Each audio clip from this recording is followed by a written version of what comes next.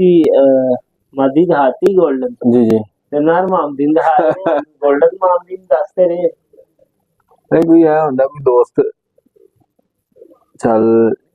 सही क्लियर कर दे ठीक हो गया माशाल्लाह जबरदस्त हो गया क्या बात है माशाल्लाह मजा आ गया उस्ताद जी ऐसा